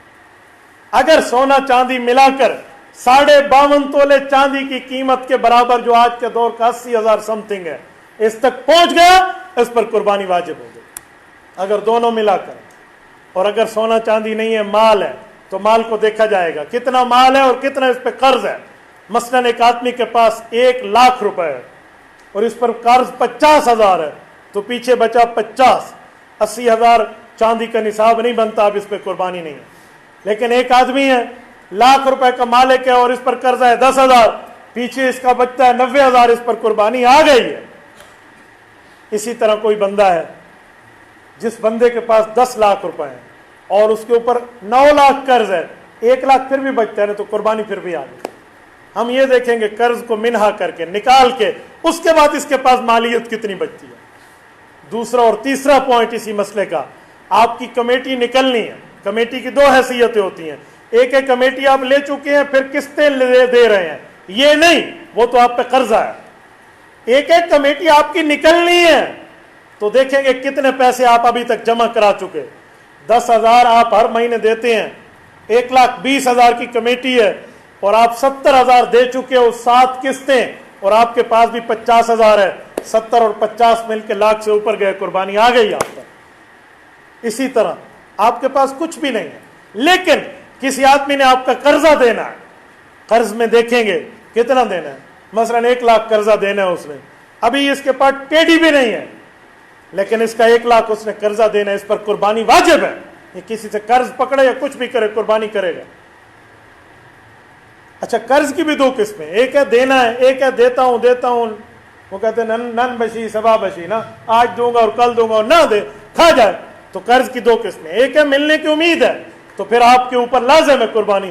ایک ہے وہ آپ کا پیسہ کھا گیا, وہ نہیں دیتا, وہ قابو ہو گیا, اسے کہتے ہیں مال زمار, اس پر کوئی قربانی نہیں ہے, چاہے کروڑ روپیہ بھی کوئی آپ کا کھا گیا. جیسے مزاربت والے, ہم مظلوموں کے پیسے کھا گئے ہیں, ہمارے مجمع میں بھی کئی بیٹھے ہوئے ہیں, مزاربت والے ان کے پیسے کھا گئے ہیں, 2 لاکھ 4 لاکھ 5 لاکھ ہے, اب وہ دیتے بھی نہیں ہیں, ان کو امید ہی نہیں ہے کہ ملنا ہے نہیں ملنا. تو میں نے کہا بابا یہ مال زمار ہے, ہمیں تو اس کی امید ہی نہیں ہے, لہذا کیا ہم نے اس کا لینا دینا. تو ایسا اگر معاملہ ہے تو پھر آپ پہ قربانی نہیں آئے گی. یہ ہے نصاب 9ویں نمبر کا. 10ویں نمبر پر ذبح کون کرے. ذبح کے بارے میں 2 باتیں ذہن میں رکھیں. مسلمان ہو یا اہل کتاب, یہ دونوں ذبح کر سکتے ہیں. مسلمان تو سمجھتے ہیں, اہل کتاب کون ہے؟ جو 100% تورات پر ایمان رکھتا ہو اور 100% انجیل پر ایمان رکھتا ہو. لیکن آج کے دور میں اہل کتاب بھی اہل کتاب نہیں رہے, میں جانتا ہوں. باقی یہ جیوز کو بھی اور کرسچینٹی کو بھی میں نے پڑھا بھی ہے, میں نے دیکھا بھی ہے, یہ لوگ اپنے مذہب پہ بھی مضبوط نہیں ہیں. ان کی مذہب میں ایک ارتداد آ چکا ہے, ان کے مذہب تبدیل ہو چکے ہیں. لہٰذا آج کے دور میں اہل کتاب سے نہ کرائیں, احتیاط یہی ہے. یا خود کریں یا کسی مسلمان سے کرائیں. اور ذبح میں مرد عورت کا فرق نہیں ہے.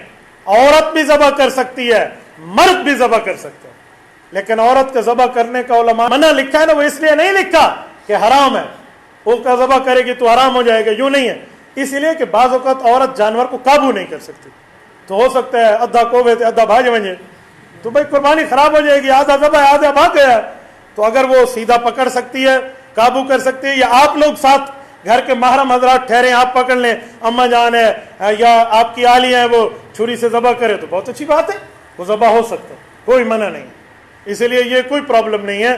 ہاں زال چھری چاہ کے کوہ گھنے, ہاں اے دیکھو میری الحمدللہ لو جی آلی آپ اپنے ہاتھ نال قربانی کی تھی, میری اکھیاں دیکھو دی گال ہے, لے لا قابو کر کے دیتے, چل بنا بسم اللہ اللہ اکبر, جذبہ جہاد بھی تو پیدا ہو نا, کوئی غیرت بھی کسی چیز کا نام ہے. انہیں جو چھری دیکھے کام خراب ہے, یوں نہیں, جرت دلائیں گھر میں, اگر کر سکتے ہیں ذبح کر. اچھا ذبح میں کچھ لوگ یہاں جھوٹ پھیلایا ہوا ہے کہ وہ جو چھری ہے اس کا دستہ لکڑی کا ہونا چاہیے, کوئی اور دستہ ہوا لوہے کا شیشے کا, قربانی نہیں ہوگی. کوئی ایسی بات نہیں ہے بھائی, چھری تیز ہو چاہے دستہ ہو یا نہ ہو, چھری تیز ہونی چاہیے. ٹھیک ہو گیا. اور یہاں ذبح میں 2-3 غلطیاں ہوتی ہیں, وہ بھی میں سمجھا دوں, بڑے درد دل سے سمجھا رہا ہوں. پہلی غلطی کیا ہے, چھری اس کے سامنے تیز کرتے ہیں جو جانور ذبح ہو رہا ہو, یہ بہت بڑا جرم ہے. حضور علیہ السلام کے دور میں ایک شخص نے یوں تیز کرنا چھری شروع کی نا, اور جانور دیکھ رہا تھا. اللہ کے رسول نے جو جملہ فرمایا آپ ذر سے لکھنے کے قابل ہے, فرمایا اللہ کے بندے اس جانور کو 2 موتوں سے نہ گزار, ایک چھری دکھا رہا ہے, دوسرا ذبح بھی کرے گا, 2 موتیں. جب یہ سوال اٹھتا ہے تو کچھ لبرلز ہم سے پوچھتے ہیں جن کا دماغ اسلام کے بارے میں اعتراضی ہوتا ہے, وہ کہتے ہیں مولوی صاحب ایک بات ہمیں سمجھاؤ, جانور کو پتہ چلتا ہے چھری میرے لیے ہو رہی ہے ذبح, میرے لیے تیز ہو رہی ہے. میں نے کہا جی ہاں. کیوں؟ کہتے اس پہ عقل ہے. میں نے کہا عقل نہیں ہے لیکن شعور ہے, شعور ہے جانور میں, شعور نہیں ہے. آپ پانی دیتے ہو پی لیتے ہیں, آپ آگ دو نا, جانور کھائے گا, شعور اس کا کام کر رہا ہے. کوئی شعور بھی کسی چیز کا نام ہے. آپ کنویں پہ چھلانگ لگا کے ایک طرف سے جاؤ, جانور کو کھینچو گے وہ نہیں آئے گا, یا تو چھلانگ لگا کے آئے گا, اس پہ پاؤں نہیں ڈالے گا. کیوں؟ اس کو عقل نہیں, اس کو شعور آ گیا.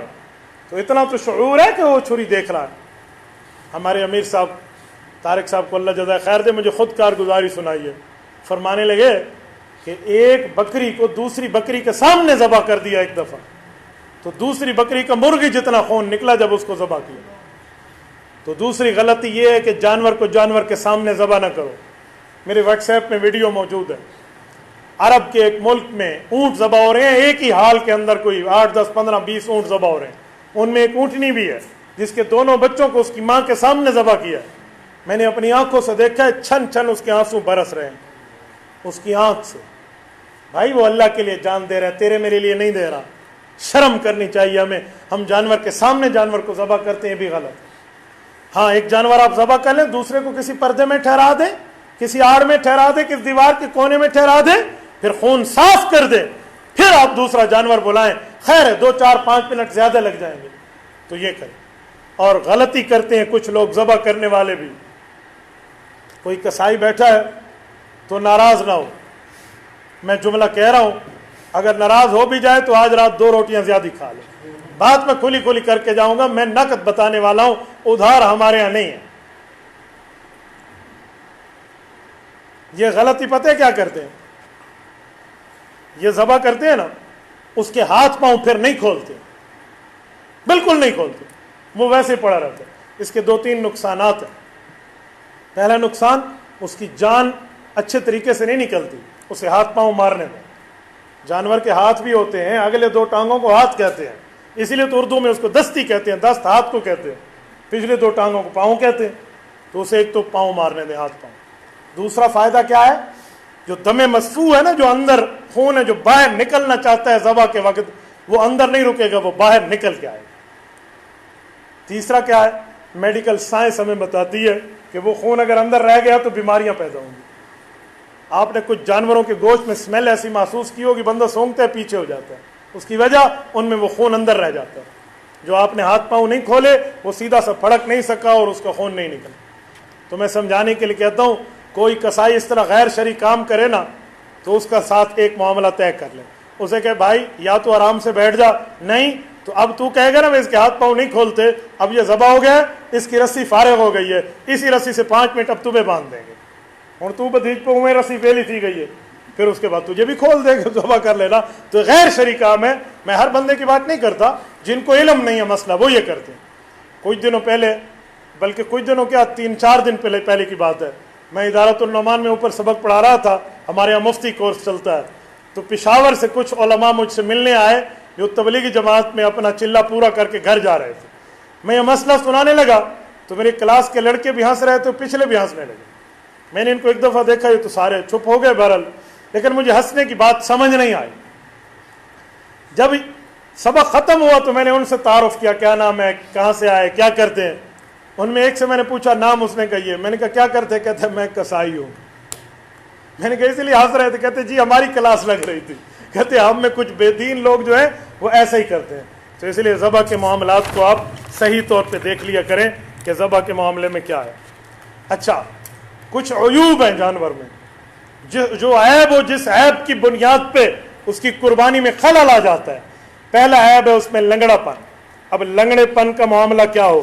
فرمایا ایسا لنگڑا جانور جو چلتے وقت پاؤں زمین پہ بالکل رکھ نہ سکتا ہو، ایک پاؤں نہ وہ مدد لیتا ہو نہ کچھ ہو، بلکہ وہ پاؤں اس نے اٹھایا ہوا ہے، ایسے ایسے وہ بھاگ بھاگ کے چلتا ہے، ایسے جانور کی کوئی قربانی نہیں ہوتی، ایک کو کسائی دے حوالے کرو، ٹھیک ہے، وہ کوئی اور اس کا سلسلہ کرے گا۔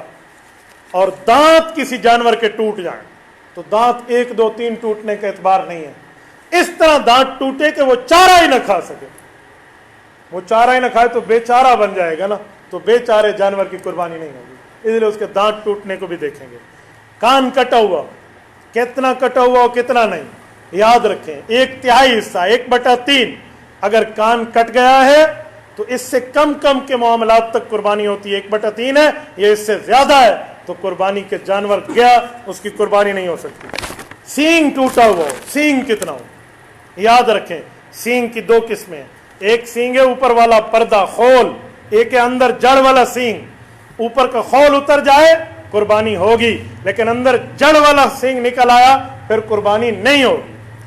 دم کٹی ہوئی، دم کا بھی 1/30 حصے کا اعتبار ہے، 1/3 حصہ، ساری 1/30 نہیں، وہ تو چنگی بلی پوچھ کپی ویسی، 1/3 حصہ، اگر اتنا کٹ گیا تو ہو جاتی ہے، اتنی نہیں ہے تو پھر تو معاملہ گیا، لہذا قربانی نہیں ہوگی۔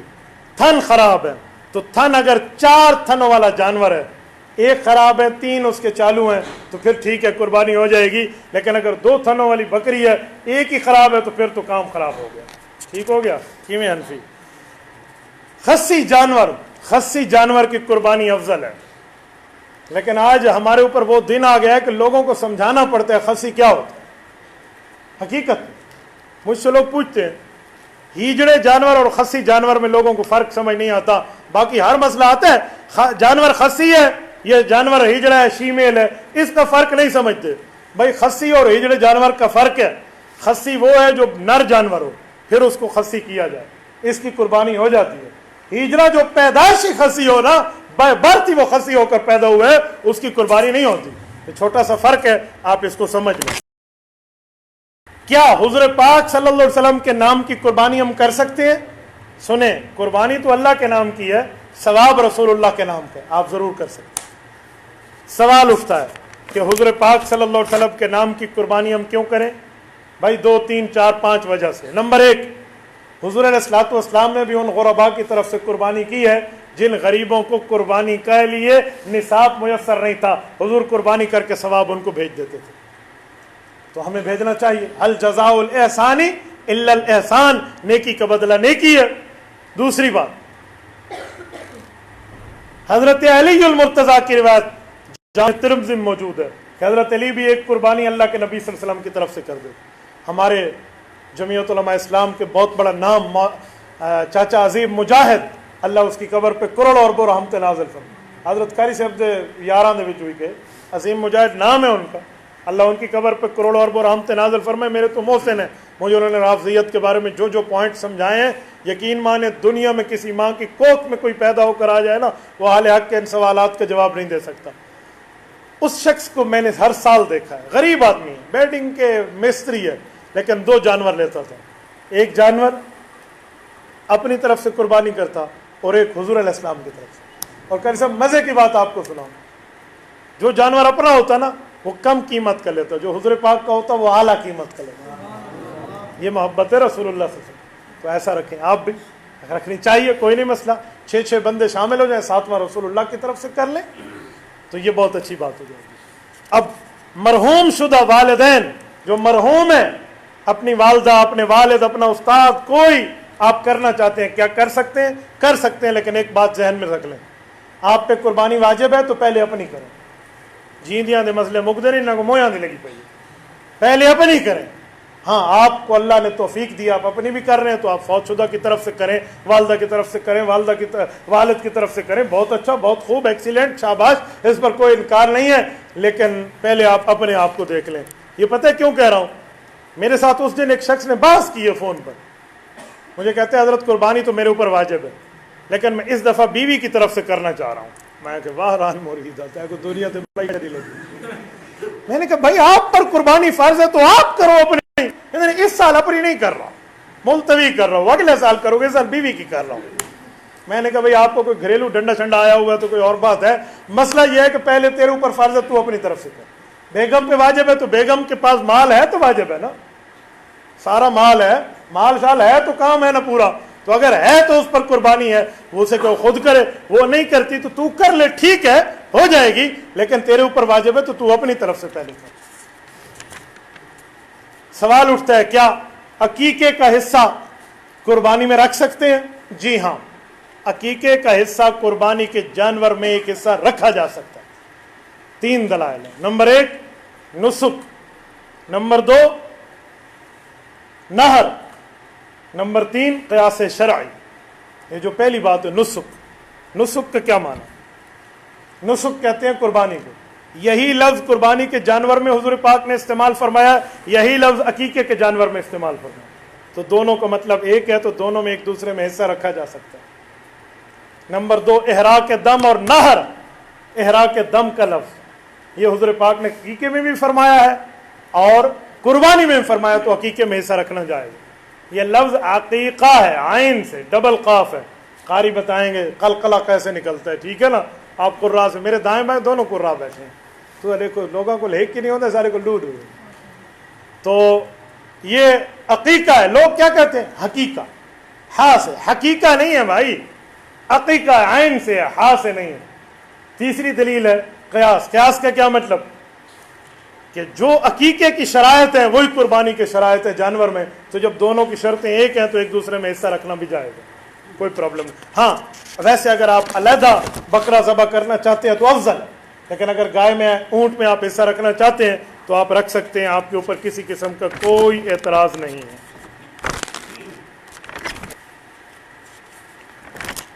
ہم پر ایک اعتراض ہوتا ہے کہ حکیم الامت مولانا اشرف علی تھانوی رحمۃ اللہ علیہ نے اشرف الجواب میں لکھا ہے، جس سے سمجھ آتا ہے کہ چوہے کی قربانی بھی کر سکتے ہیں. یہ اعتراض غلط ہے. حضرت تھانوی رحمہ اللہ نے کہیں بھی یہ لفظ نہیں لکھا. وہ جو لکھا ہوا ہے وہ اعتراض کرنے والے کو سمجھ نہیں آیا، ہم سمجھائے دیتے ہیں. حضرت تھانوی رحمۃ اللہ علیہ سے ایک غیر مسلم کی بحث ہو رہی ہے. غیر مسلم کہتے ہیں اپنے لیے جانور کو ذبح نہیں کرنا چاہیے. حضرت تھانوی نے فرمایا تم تو کئی جانور ذبح کرتے ہو، ان میں ان کے مذہب میں چوہا بھی جائز تھا. تو کہا چوہے بھی ذبح کرتے ہو، باقیوں بھی ذبح کرتے ہو، تو وہاں تمہیں نظر نہیں آتا، ہماری قربانی پہ سوال آتا ہے. تو حضرت تھانوی نے رحمہ اللہ نے تو اس کو جواب دیا تھا، اور لوگوں نے نعوذ باللہ کہہ دیا تھانوی صاحب کہتا ہے چوہا کو وہ، تو سا بلی کو وہ. کس نے کہا؟ حضرت تھانوی رحمہ اللہ نے لکھا ہے. ایسی بات نہیں ہے. جب آپ عبارت پڑھ لیں گے تو اس عبارت میں آپ کو سمجھ آئے گا. تو اس طرح کا کسی قسم کا کوئی اعتراض نہیں ہے. اچھا، ایک سوال اٹھتا ہے کہ لاکھوں کروڑوں جانور تم ذبح کر کے قربان کر دیتے ہو اس طرح، اس سے بہتر نہیں تھا تم یہ سارے پیسے اکٹھے کرتے اور کوئی ہسپتال بنوا دیتے، کوئی مسافر خانہ بنوا دیتے، غریب کی بچی کے جہیز کا انتظام کر دیتے، تو اس سے بہتر تھا.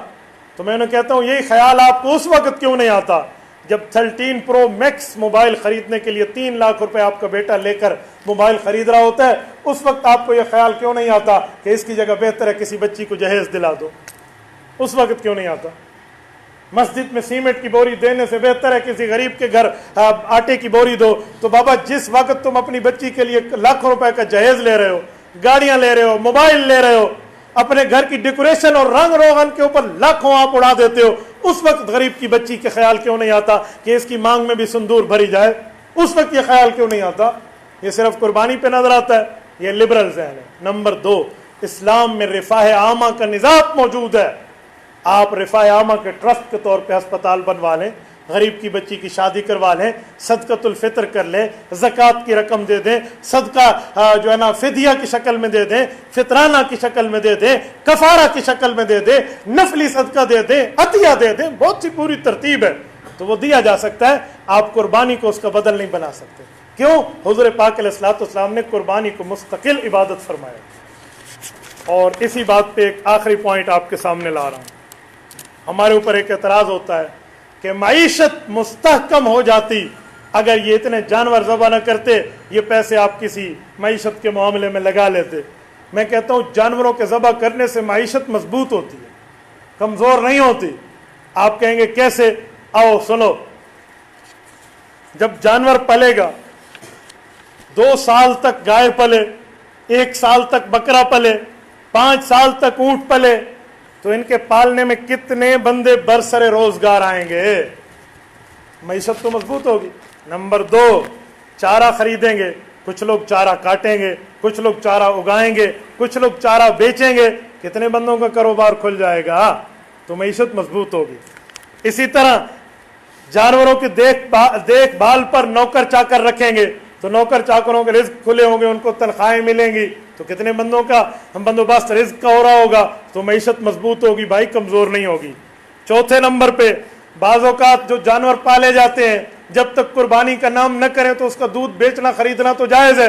جب دودھ بکے گا مٹھائیاں بنیں گی, مولویاں دے حلوے ہی بڑھ سن, ٹھیک ہے, مٹھائیاں بنیں گی, کچھ اور معاملات کی چیزیں ہوں گی, دودھ والی بوتلیں بکیں گی, یا دودھ کے ساتھ یہ جو آپ وہ ربڑی شبڑی اور یہ جو اور چیزیں ہوتی ہیں کھیر وغیرہ, تو اس سے معیشت بڑھے گی بھائی, معیشت ختم نہیں ہوگی.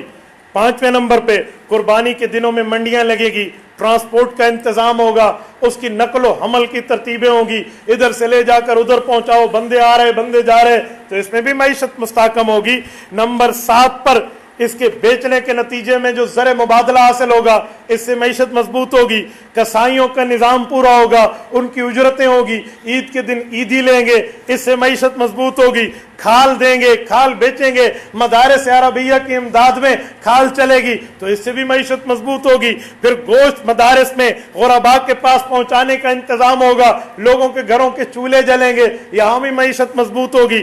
اشیاء کی بناوٹ ہوگی, کھالوں کو بیچ کر دباغت کر کے اس سے جوتیاں یا کوئی اور چیز بنائی جائے گی, اس سے پوری کمپنیاں کارخانے بنیں گے, تو سب چیزوں سے معیشت مضبوط ہوگی. بھائی کون کہتا ہے معیشت کمزور ہوگی؟ اس سے معیشت کمزور نہیں ہوتی, اس سے تو معیشت مضبوط ہوتی ہے. لیکن یہ ہے کہ عقل سے, خرد سے, سوچ سے اور فکر سے اس کو لیا جائے. یہ تو قربانی کے حوالے سے میں نے بات کی ہے, اور میں سودی مسئلے کے حوالے سے بطور احتجاج 1-2 پوائنٹ ریکارڈ کرا کے پھر آپ سے اجازت لیتا ہوں. سلطنت خداداد ملک پاکستان, آپ کا اور میرا عزیز وطن, ملک پاکستان 1947 کو بنا ہے, اور 1973 میں ملک کا اسلامی شکوں پر مشتمل ایک آئین بنا ہے جس میں اسلامی شکیں غالب ہیں. اس وقت کے علماء, اس وقت کے بیوروکریٹس, اس وقت کے تمام پولیٹیشین یا سیاستدان اور تمام مسالک نے جمع ہو کر آئین کو لکھا ہے. اور وہ آئین 1973 میں بنا, تو اس میں ہم سے وعدہ کیا گیا کہ سود کے نظام کو 10 سال کے اندر اندر ختم کر دیا جائے گا. یہ 1973 میں قوم سے وعدہ ہوا ہے. 1983 میں 10 سال پورے ہو گئے. حق تھا کہ اس وقت ختم کر دیا جاتا سودی نظام, لیکن ختم نہیں ہوا. 83 کے بعد سے لے کر آج تک جو حکمران آتے گئے وہ اسلامی ٹچ تو دیتے رہے, ختم کریں گے کریں گے, ختم کسی نے نہیں کیا. جس وقت کچھ اسلامی تنظیموں نے مولانا مفتی محمد تقی عثمانی دامت برکاتہم اس وقت چیف جسٹس تھے شریعہ اینڈ لا کو شریعہ کورٹ کے, تو وہاں پٹیشن دائر کی, تو اس وقت کے حکمران جناب پرویز مشرف صاحب نے اپنے ثوابدیدی اختیارات استعمال کرتے ہوئے تقی صاحب کو عہدے سے الگ کر دیا. شاید کہ ان دنوں میں مفتی صاحب اگر عہدے پہ بحال رہتے تو 1-2-3 ماہ کے اندر سود کا فیصلہ آ جاتا. 2002 آج 2022 20 سال اس کیس کو پینڈنگ رکھ کے لٹکایا گیا. اور اب اللہ کا لاکھ لاکھ شکر ہے کہ ہماری وفاقی شرعی اسلامی عدالت نے سود کو کالعدم قرار دیا اور وہی فیصلہ دیا جو اللہ کا قرآن اور رسول اللہ کا فرمان کہتا ہے. جب یہ فیصلہ آیا, حق ہے کہ اب اس فیصلے کو امپلیمنٹ کیا جائے, لاگو کیا جائے, اس فیصلے کے مطابق قانون سازی کی جائے, اور جو سود جس پہ اللہ کے رسول کی لعنت ہے اس سے چھٹکارا حاصل کیا جائے. آج تک نہیں کر سکے, اس پر استغفار کیا جائے. جی نہیں, اس پر ہمارے 5 بینک, 3 پرائیویٹ اور 2 سرکاری بینک ریویو پٹیشن میں supreme court of the country میں چلے گئے. ملک کے سب سے بڑے عدلیہ کا ادارہ سپریم کورٹ میں. 2 حکومتی بینک ہیں, اسٹیٹ بینک اور نیشنل بینک, اور 3 جو ہیں وہ پرائیویٹ ہیں. غالباً ایک MCB ہے, HBL ہے, اور ایک UBL ہے, یونائٹڈ اور حبیب, اور یہ مسلم کمرشل, نام بھی مسلم ہے. لو جی, یہ تینوں گئے ہیں بھی سود آپ ہمیں حلال کر کے دے دو. مجھے بتائیں, عدالت کی بات اپنی جگہ, عدالت کیا فیصلہ کرتی ہے کیا نہیں, لیکن رسول اللہ صلی اللہ علیہ وسلم نے جس کو حرام قرار دیا ہو, کسی میں جرت کہ وہ اس کو حلال کر سکے. جب سود حرام ہو رہا تھا نا, کروڑوں روپے کا سود بنتا تھا, حضرت عباس تھا, وہ آیا ہوا تھا, اگلے دن ملنا تھا حضرت رسول اللہ کے چچا کو. حضور علیہ السلام اعلان کرنے لگے تو حضرت عباس نے دامن تھام لیا کہ یا رسول اللہ ایک دن رک جائیں, اگلے دن اعلان کریں, اتنا پیسہ سود کا آ رہا ہے, خود نہیں کھاؤں گا, اسلام پہ اور غریبوں پہ لگاؤں گا. آپ علیہ السلام کھڑے ہوئے, حضور نے سود کے بارے میں آیت پڑھ کے اعلان کر دیا, اور پہلے فرمایا کہ میں سود کو کالعدم قرار دیتا ہوں, سب سے پہلے اپنے چچا کے سود کے ختم کرنے کا اعلان کرتا ہوں, تحت قدمی, میں پاؤں کی ٹھوکر سے اڑا رہا ہوں. بتائیں اور کیا ہے. تو اب کوئی کسی معاملے کی قانون کے پیچھے چھپ کے سود کے حق میں فیصلہ دے, کوئی اسلامی معاملے میں قبول نہیں ہوگا. اب حال یہ ہے, اب سنیں, کلمے کے نام پہ ملک بناؤ اور وہاں یہ حالات ہوں تو وہاں کیا برداشت ہوتا ہے. میں سلام پیش کرتا ہوں قائد ملت اسلامیہ حضرت مولانا فضل الرحمان دامت برکاتہم کو, جو پرسوں پاکستان کے پرائم منسٹر کے ساتھ 1 پوائنٹ ایجنڈا پر ملے ہیں کہ جو پرائیویٹ بینک ہیں وہ تو پرائیویٹ ہیں, وہ حکومت کے تحت نہیں ہیں. ہم ان کو کیا آرڈر کر سکتے ہیں کہ تم پیٹیشن واپس لو, ان کا انتظام عوام کر لے گی بائیکاٹ کی طرح. لیکن جو 2 بینک ہیں, اسٹیٹ بینک اور نیشنل بینک, ٹھیک ہے, اسٹیٹ بینک پر 3 سال تک ہمارا کنٹرول نہیں ہے. سابقہ حکمران عمران خان نے یہودیوں کے کنٹرول میں دیا ہوا ہے IMF کے تحت. ہم نہ اس کو ڈکٹیٹ کر سکتے ہیں, نہ وہ ہماری ڈکٹیشن لے گا. لیکن نیشنل بینک تو حکومت کے کنٹرول میں ہے, آپ اس کی پٹیشن واپس کریں. اور مولانا نے کہا اگر واپس نہ ہوئی تو ہم سے آپ آئندہ تعاون کی کوئی توقع آپ کو نہیں رکھنی چاہیے کہ ہم کوئی آپ اس معاملے میں ساتھ ٹھہریں گے. سود اللہ کے رسول کے خلاف اعلان جنگ ہے. اللہ بھلا کرے, وزیر اعظم نے اس کی یقین دہانی کرائی کہ اگلے 1-2 روز میں جیسے ورکنگ ڈیز شروع ہوتے ہیں ہم یہ ریویو پٹیشن ان کی واپس لے لیں گے. نیشنل بینک کی حد تک جہاں پر ملک پہ اختیار ہے اس کا, حکومت کا. جو پرائیویٹ بینک ہے اس کے بارے میں آپ اور ہم متحرک ہیں, آپ اور ہم. اگر ہمارے اکاؤنٹس ان 3 بینکوں میں آج کلوز کراؤ, اور یہ کہہ کر کلوز کراؤ کہ تم سود کو حلال کرنے کے لیے عدالت جا سکتے ہو, تو ہم تمہارے اکاؤنٹ تمہارے منہ پہ مارنے کے لیے آ سکتے ہیں. میں اپنے بینک میں گیا تو انہوں نے کہا جی کیا پئیں گے. میں نے کہا کیا پئیں گے ہوگا بعد میں, پہلے ہمارا اکاؤنٹ بند کریں نا, مجھے نہیں چاہیے یہ اکاؤنٹ. لعنت بھیجتا ہوں ایسے اکاؤنٹ پر جو سود کے لیے تم جاؤ. اکاؤنٹ میں, مولویوں کے اکاؤنٹ میں آنا کیا ہے, 1 روپے آنا ہے یا 1 لاکھ روپے آنا ہے, لیکن میں اپنا وزن اہل حق کے کھاتے میں ڈالوں گا. تو میں آپ حضرات کو بھی کہتا ہوں, یا تو ان بینکوں میں اپنے اکاؤنٹ رکھو جو اس پٹیشن میں نہیں گئے, یا اسلامک بینک میں لے کر جاؤ. میں کسی بینکنگ کے معاملات کو پروموٹ نہیں کر رہا, یا کسی کی ویلیو کو ڈی ویلیو نہیں کر رہا, میں درد دل کے طور پہ کہہ رہا ہوں. تو مسلمانوں یہ کام. اور آخر میں اپنے کچھ سرفرے دوستوں کو کہتا ہوں جو ہمیں کال کر کے کہتے ہیں مفتی صاحب مولانا فضل الرحمان کو کہو نا آپ سود ختم کرائے. میں پوچھتا ہوں بتاؤ مولانا فضل الرحمان کا عہدہ کونسلر کا ہے اس وقت, ولیج چیئرمین کا عہدہ بھی نہیں ہے. جب ووٹ کی باری آتی ہے تو ووٹ آپ دوسروں کو دیتے ہیں, اور جب سود کے خلاف کردار ادا کرنے کی باری آتی ہے آپ کو مولانا یاد آ جاتے ہیں. ووٹ پر تو آپ ہمیں کہتے ہیں مولوی کا سیاست میں کوئی کام نہیں ہے. تو جب مولوی کا سیاست میں کوئی کام نہیں ہے، اب تم مولوی کے پاس کیوں آئے ہو؟ تمہارے جو بیٹھے ہوئے ہیں، جو نمائندے تم نے منتخب کر کے بھیجے ہیں، ان کا اسلام اور کلمے سے کوئی نعوذ باللہ واسطہ نہیں ہے. انہیں جا کر کہو نا. ہن سارے کو سپ سنگھی ہے، اجدہا سنگھی ہے، سنگھی بیٹھے خبردار نہ چاہتا. ایک اسد محمود بولے، ایک جمال الدین مسعود بولے، بس جو جمعیت کے نمائندہ ہے، باقی کوئی نہیں بولے گا. گلگھوٹو دی بیماری پئی ہے، نیا لا سکتے، کیا ہو گیا؟ اب لوگوں کو علماء یاد آتے ہیں. میں نے کہا یہ ایک عالم دین کی سیاست کی برکت ہے کہ آج وزیر اعظم ملک کا، جس کے پاس 155 سیٹیں ہیں، وہ ایک مولوی کی للکار پہ کہتے ہیں جی ہم یہ ریویو پٹیشن واپس لیں گے. یہ تو علماء کا کردار ہے. اے کاش آپ 2/3 میجارٹی علماء کو دیکھ کر اسمبلی بھیجتے اور پھر اس کے بعد قانون سازی نہ ہوتی. آپ دیکھ لیتے کہ ہم ان کے ساتھ کیسے ٹھہرتے ہیں. آپ چھری دے کر کہتے ہیں، بلکہ چھری بھی نہیں، چاقو دے کر کہتے ہیں چاقو، جاؤ جنگل کاٹ کے آؤ. بابا چاقوؤں سے جنگل نہیں کٹتے، اس کے لیے میجارٹی چاہیے، اس کے لیے کچھ چاہیے. اور میں آج یہاں کی وساطت سے، میرا منہ بھی چھوٹا، میری بات بھی چھوٹی، میری حیثیت بھی چھوٹی، لیکن اپنی دانست کے مطابق اس سوشل میڈیا کے ذریعے ایک مطالبہ کرتا ہوں ہمارے علماء کے مقتدر طبقے سے، اسلامی جماعتوں کے سربراہان سے، خصوصاً شیخ الاسلام مولانا مفتی محمد تقی عثمانی دامت برکاتہم سے، کہ حضرت اگر یہ بینک والے اپیل دائر کر کے قومی طور پر سپریم کورٹ میں آ سکتے ہیں، تو آپ بھی ایک اپیل لے کر کورٹ میں جائیے کہ یہ آئین پاکستان کی بنیادی طور پر خلاف ورزی کے مرتکب ہے. کیا خیال ہے؟ ہمارے علماء کو نہیں آنا چاہیے؟ آپ تائید کرتے ہیں جتنے بیٹھے. میں آپ سے اس لیے تائید لیتا ہوں کہ اگر آپ کو یہ بات پسند ہے کہ ان حضرات کو بھی آگے اپیل میں آنا چاہیے بینکوں میں، تو آپ تائید کرتے ہیں. میرے دوستو، ہم اس بات کو کھلا کھلا کہتے ہیں کہ اگر ہمارے علماء آئے آپ ساتھ چلیں گے انشاءاللہ. یہ حضرات بھی تو نکلیں، ہمیں بھی تو آگے نکلنا چاہیے. تو ہم بھی آئیں کہ یہ آئین Pakistan, fundamental of the rights, جو ہمارے آئین جو ہمیں بنیادی حقوق دیتا ہے، اس میں پہلا حق یہ ہے کہ اسلام کے خلاف کوئی قانون سازی نہیں ہوگی.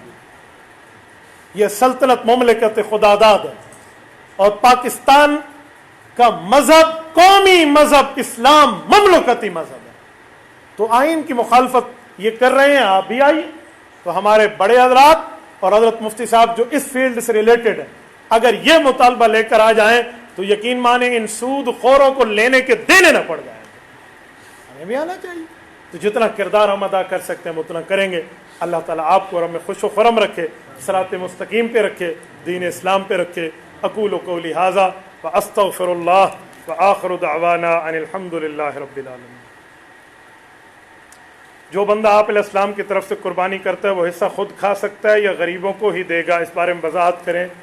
خود کھانا چاہے تو کھا سکتا ہے، لیکن ہر حصے کے 3 حصے کرنا مسنون ہے. ایک اپنے لیے، ایک غریبوں کے لیے، ایک رشتہ داروں کے لیے.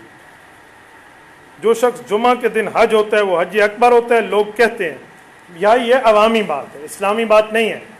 ہر حج کو حج اکبر کہا گیا ہے، ہر عمرے کو حج اصغر کہا گیا ہے. شریعت میں عمرے کو حج اصغر کہتے ہیں، حج کو حج اکبر کہتے ہیں. یوں نہیں ہے کہ جمعے میں آئے تو حج اکبر اور جمعرات میں آئے تو حج اصغر، یوں نہیں ہے. یوم الحج الاکبر جو قرآن کی آیت ہے اس کی شرح بھی لوگ سمجھے. لوگ سمجھتے ہیں جمعے کو آئے تو حج اکبر، عام کو آئے تو حج اصغر. نہ بابا، نہ اصغر اکبر کا یہ چکر نہیں ہے. عمرہ حج اصغر ہے اور حج حج اکبر ہے، وہ جس دن کو بھی آئے. مفتی صاحب بعض لوگ کہتے ہیں ہم صرف مسلمان ہیں، وہ اپنا عقیدہ نہیں بتاتے. ان کے ساتھ قربانی کرنے سے بچیں. آپ کو جو بندہ کہے میں صرف انسان ہوں، میں پاکستانی نہیں ہوں، اسے ہماری حکومت چھوڑے گی؟ وہ کہتے ہیں قومی تعارف بتاؤ، تو بابا اسلامی تعارف بھی بتاؤ. مذہب پوچھیے، اس کے بغیر قربانی میں شامل نہ کیجیے. اسے کہے آپڑا لے لا، آپڑی گتھی آپڑا بٹیرا، اپنا بکرا خود ذبح کرو. شرک والے عقیدے کے ساتھ. ہاں، جو آدمی شرک کرے، اللہ کی طرح صفات غیر اللہ میں مانے، اس کے ساتھ کسی قسم کی آپ قربانی میں شریک نہ کریں. ٹھیک ہے؟ جزاکم اللہ تعالی. الحمد للہ رب العالمین والعاقبۃ للمتقین والصلاۃ والسلام علی سید الرسل وخاتم النبیین. ربنا ظلمنا انفسنا وان لم تغفر لنا وترحمنا لنکونن من الخاسرین. ربنا آتنا فی الدنیا حسنہ وفی الآخرۃ حسنۃ وقنا عذاب النار وادخلنا الجنۃ مع الابرار یا عزیز یا غفار یا ارحم الراحمین۔ الہی آت نفس تقواها وزکھا وانت خیر من زکاها انت ولیہا و مولاہا۔ اے اللہ ہماری اس قربانی کو قبول فرما، ہم سب کو قربانیاں کرنے والا بنا۔ اے اللہ ذوالحجہ کے عشرے کی ہمیں برکات عطا فرما۔ اے میرے مولا، اے میرے مولا، حضور پاک علیہ السلام نے جو خیریں مانگی ہمیں عطا فرما، جن شرور فتن فساد سے پناہ مانگی مولا پناہ عطا فرما۔ اے اللہ جتنے دوستوں نے دعاؤں کے لیے لکھا ہے، کہا ہے، کہنا چاہتے ہیں، ان کی دعاؤں کو قبول فرما۔ اے اللہ بیماروں کو صحت عطا فرما، جو دنیا سے رخصت ہو گئے ان کی قبور کو جنت کا باغ بنا۔ اے اللہ ہمارے ملک کی حفاظت فرما، اے اللہ حفاظت کرنے والوں کی حفاظت فرما، ہمارے شہر کی حفاظت فرما، حفاظت کرنے والوں کی حفاظت فرما۔ اے اللہ ہمارے یہاں سٹی ایس ایچ او صاحب اپنی پوری ٹیم کو لے کر ہماری حفاظت میں ہیں۔ اے اللہ ان کی عمر میں، ان کی علم میں برکات عطا فرما۔ اے اللہ ہر طرح سے ان کی حفاظت فرما۔ اے اللہ یہ مخلوق کی حفاظت پہ اللہ ان کے گھر بار کی حفاظت فرما۔ اے اللہ ہر قسم کے دشمن سے بچا، حاسدین کے حسد سے ہمیں بچا، ساحرین کے سحر سے بچا، ناظرین کی نظر بد سے بچا، فتین کے فتنے سے بچا، سازشی کی سازش سے بچا، خفیہ اور علانیہ ہر قسم کی سازش سے محفوظ فرما۔ صلی اللہ تعالی علی خیر خلقہ محمد وعلی آلہ واصحابہ اجمعین برحمتک یا ارحم الراحمین۔